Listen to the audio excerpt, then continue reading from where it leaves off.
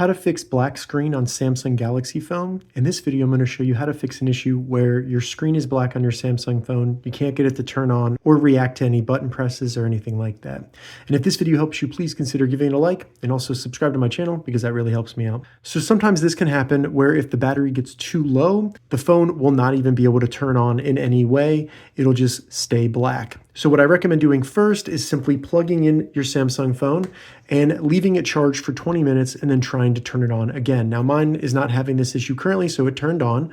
But once you've given it 20 minutes, try to turn it on. If it's still not turning on, we can hold a button combination, and that should do a hard reset, which does not delete your data, but just will reboot the phone without having to actually turn it on and off.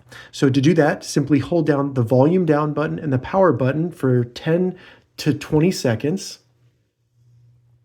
And my screen turned on, but yours will not, probably because it's having this issue.